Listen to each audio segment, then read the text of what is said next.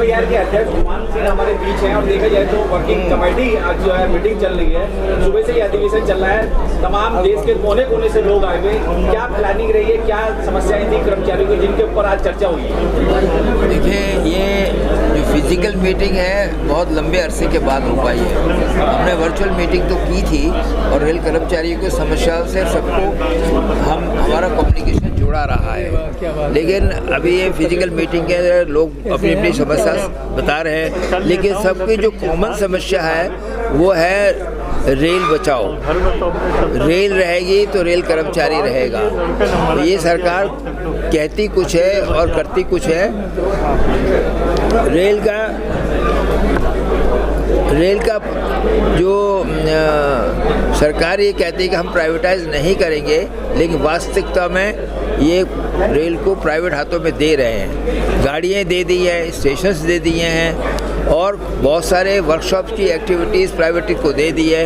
ये एक आदमी तो इसको खरीदने वाला नहीं मिलेगा, लेकिन टुकड़ों टुकड़ों में निजी हाथों में भेजने का काम कर रहे हैं। उससे न तो रेल कर्मचारियों का लाभ है और न रेल का लाभ है, न पूरे देश का लाभ है। ये सबसे बड़ा जो हमारे देश के यातायात का साधन है और इससे सारे देश की इकोनॉमी जुड़ी हुई है, वो प्रभावित हो जाएगी। सब लोग नुकसान में रहेंगे।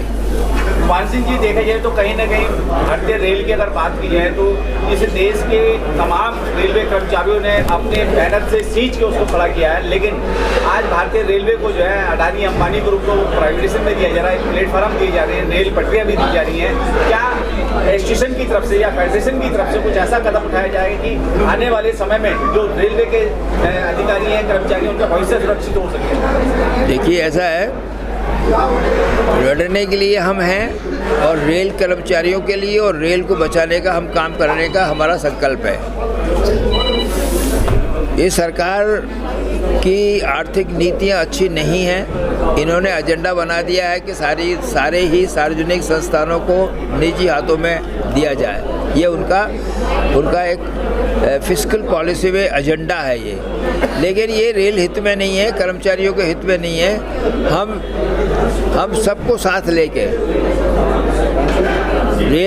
रेल की सारी संस्थान, हमारा दूसरा जो फेडरेशन है ऑल इंडिया रेलवेमैन फेडरेशन, या जितने भी स्टेक होल्डर्स हैं रेलवे के, उन सबको साथ लेकर के हम आंदोलन चलाएंगे और रेल को बचाने का काम करेंगे। चाहे हमारा फिर परिणाम कुछ भी हो, वो कमर कस के हम काम करेंगे, लेकिन रेल बचाएंगे।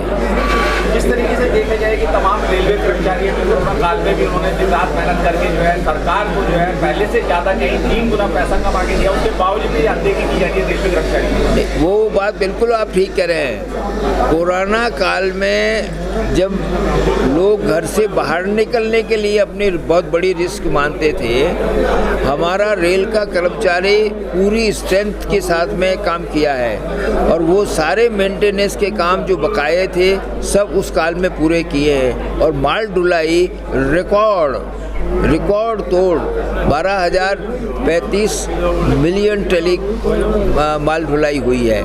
इससे रेल को राजस्व मिला है, लेकिन साथ में ये भी बात है कि सवारी गाड़ियाँ बंद रखी हैं और सवारी गाड़ियाँ बंद होने के कारण कोविड एक बहुत बड़ा प्रचार था।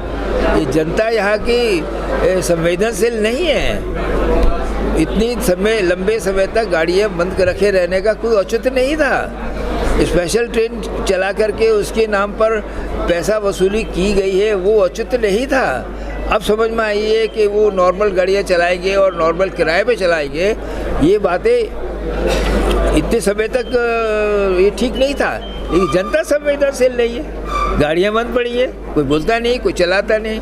जो जनप्रतिनिधि है पार्लियामेंट में भी कोई चलाता नहीं, तो लेकिन हम चलाएं और हमने रिजल्ट लिया है। रोकते हुए मैं आपसे जानना चाहूँगा, आज वर्किंग कमेटी की जो मीटिंग थी देखा जाए तो तमाम देश के कर्मचारी आपके बीच यहाँ मौजूद हुए हैं और सब अपनी अपनी समस्या परेशानी लेके यहाँ मौजूद हुए हैं। कौन से ऐसे प्रमुख मुद्दे हैं जिनके ऊपर आज जो चर्चा विशेष रूप से? देखिए, पहले एक बताऊँ, ये हमारे जो यहाँ वर्किंग कमेटी के मेंबर्स आए हैं, एक व्यक्ति 10,000 आदमियों को रिप्रेजेंट करता है। जी जी। ये कर्मचारी साधारण कर्मचारी नहीं है, सब अपने अपने फील्ड के स्वतंत्र सूबेदार हैं, ये लीडर हैं ये, और इनके पास विवेक है, इनके पास और लोगों का समर्थन की शक्ति है।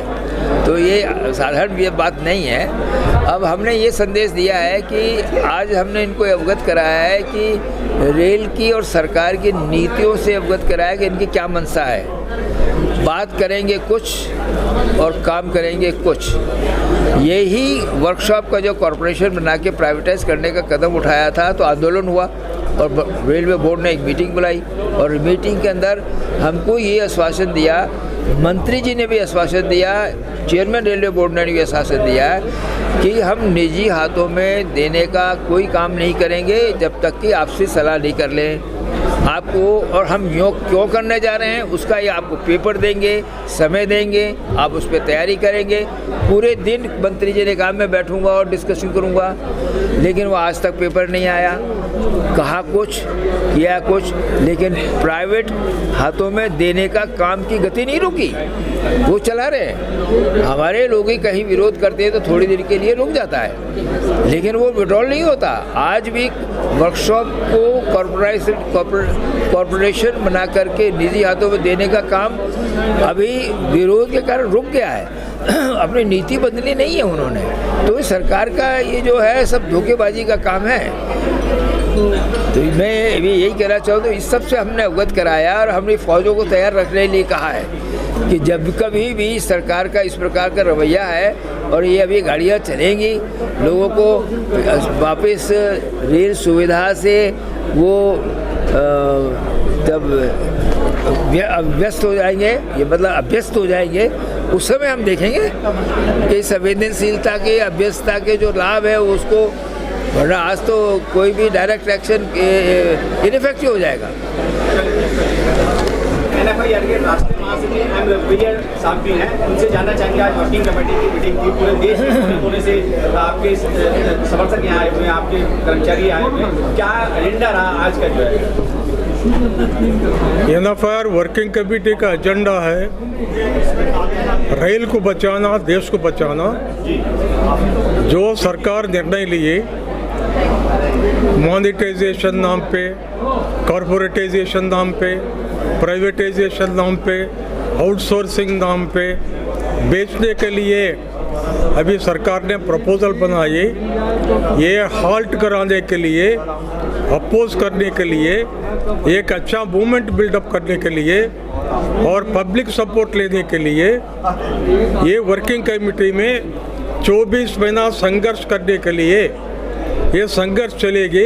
24 महीना कंटिन्यू, जनवरी 2022 से दिसंबर 23 तक ये कार्यक्रम फैसला करने के लिए, दिशा निर्देश देने के लिए वर्किंग कमेटी का बैठक हो रहा है।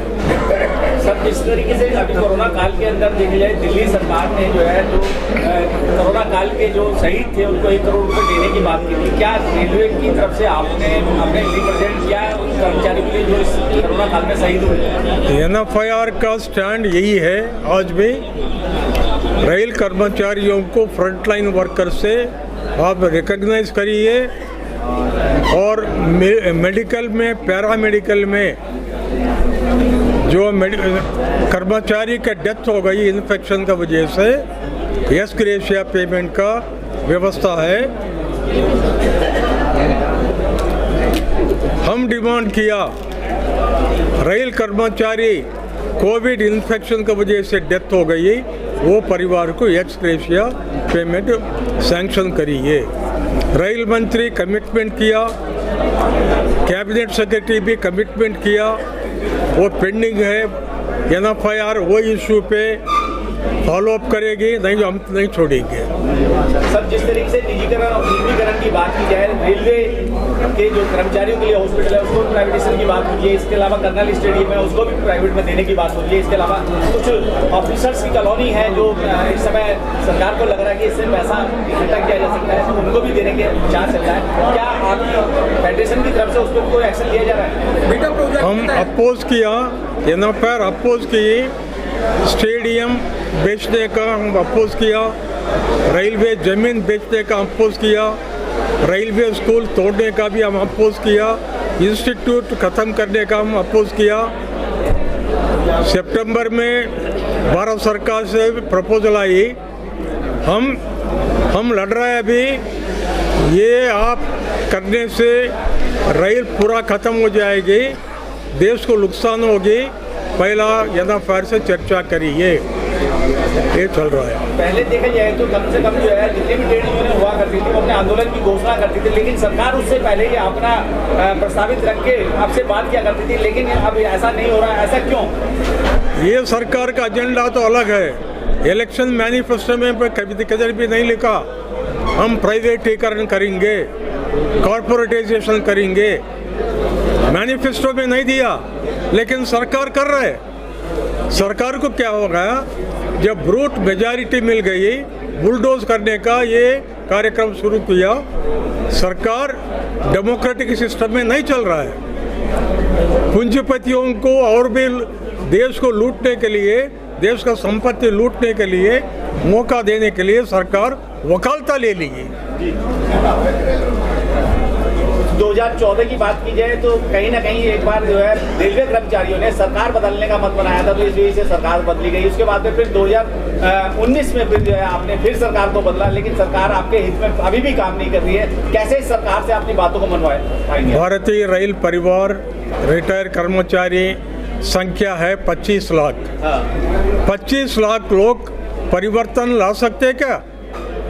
सत्ता से सरकार को बाहर भेज सकते क्या?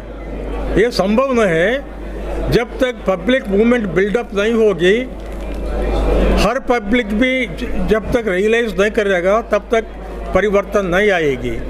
हमारा कार्यक्रम है हर सिटीजन को भी जोड़ना, साथ में लेना, यूथ को साथ में लेना, महिलाओं को साथ में लेना, मेधावियों को हमारे साथ में लेना और पब्लिक मूवमेंट बिल्डअप करना, रेल को बचाने के लिए, देश को बचाने के लिए। अच्छा, रेल बचाओ देश बचाओ के मामले में अगर कोई संदेश की बात की जाए पूरे देश और दुनिया के लोगों से क्या आह्वान करना चाहेंगे संदेश के मामले में? हमारा एनएफआईआर का संदेश क्लियर है। रेल को बचाने के लिए देश का हित में सारे कर्मचारी परिवार, रिटायर्ड रेल कर्मचारी परिवार भी रोड पे आना, संगठित शक्ति प्रदर्शन करना और त्याग करने को भी तैयारी करना। फ्रंट लाइन पे एनएफआईआर लीड करके ये रेल को बचाने के लिए त्याग भी करना पड़ेगा। एनएफआईआर त्याग करेगी।